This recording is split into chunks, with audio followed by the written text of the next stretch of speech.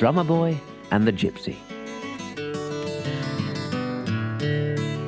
Late one evening, Drummer Boy was on his way to a new home. Tom and Madge Summers had just bought him for their riding stables at Applegate. The horse box began to sway dangerously, and Tom had to stop at the side of the road. When he opened the back of the box to calm the pony, Drummer Boy suddenly leapt down and thundered away into the dark. Madge wanted to go after him, but Tom said, "We'll never catch him now. We'll come back tomorrow." And they drove off, leaving the pony alone in the night.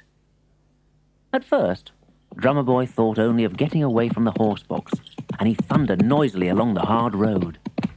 Then he slowed to a trot.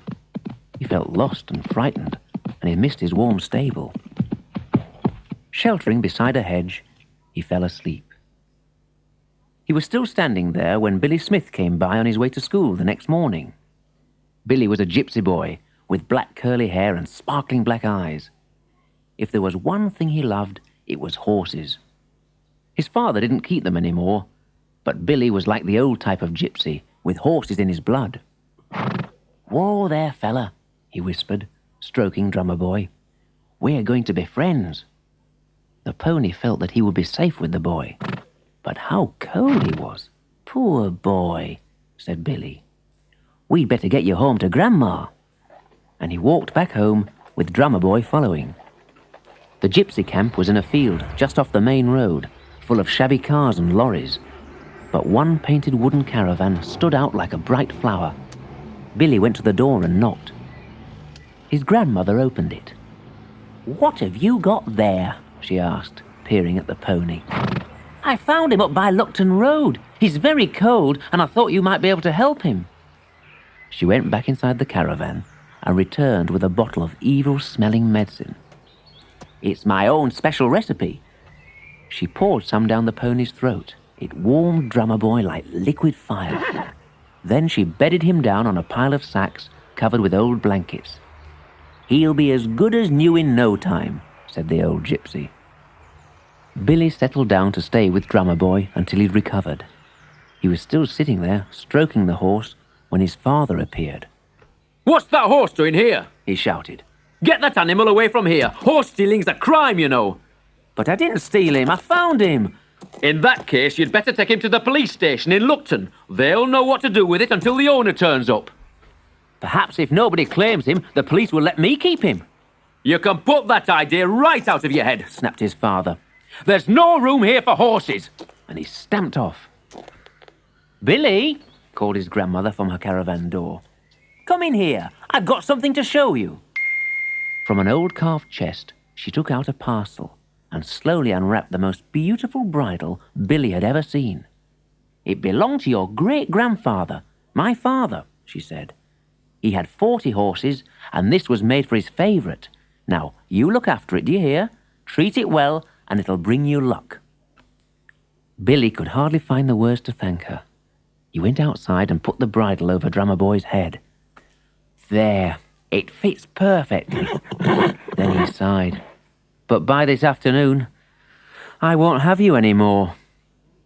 Drummer Boy knew it was time to go. He got to his feet, Billy mounted him, and he cantered out of the camp. With the gypsy boy on his back, Drummer Boy was content to go anywhere.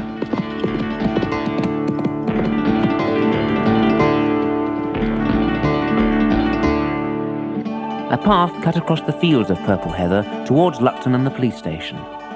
Drummer Boy began to enjoy himself, and he raced over the ground. Billy seemed as light as a feather on his back. They galloped uphill towards a low stone wall. How Drummer Boy loved to jump! He shortened his stride and prepared to leap the wall. "Up and over!" cried Billy. But on the other side of the wall lay nothing but the steep sides of a flooded quarry. Drummer Boy was gripped by fear. The ground gave way under his feet as he landed, and he began to slide down towards the water. Billy leapt off, but Drummer Boy hit the muddy water with a huge splash. "Oh, he'll drown for certain," thought Billy. "The water's so deep." But Drummer Boy struggled to the ledge by the side of the pool. Billy slithered and crawled down the side of the quarry until he was near enough to catch Drummer Boy's bridle. "Easy, boy, easy," he whispered. "Keep still now. It'll be all right. Help will come. But Billy was wrong. Help did not come. For hours he sat there with the pony's head in his arms. Help! Billy shouted and shouted until he lost his voice. But no one heard his cries for help. The light began to fade as evening came. Suddenly, overhead he heard a dog bark. Then he saw a large black Labrador at the top of the quarry. Billy called, "Fetch your master! Fetch him, boy! Fetch him!" The dog ran off, and in a few minutes was back with its owner. We'll have you out of there in no time, lad, Shouted the man, peering down at the boy and his horse. Don't worry. In half an hour, a rescue helicopter was hovering overhead. First, one of the crew was lowered with a special sling. Then Billy helped him fit it round Drummer Boy. Is this right? The astonished pony couldn't understand what was happening. He tried to keep his eyes fixed on his young friend. Would they leave Billy down there and take only him? Up he went, until he was lowered again, well away from the quarry. Billy didn't wait for help from the helicopter. He quickly climbed out to make sure Drummer Boy was safe. After that, there were cups of cocoa and biscuits for Billy and a delicious bran mash for Drummer Boy. They were both taken to the home of the dog's owner. The police, Billy's dad, and Tom and Madge Summers all called there to see the boy. "I was taking him to the police station when we fell into the quarry," Billy told them. "He's called Drummer Boy," said Madge, "and you can come and see him whenever you like."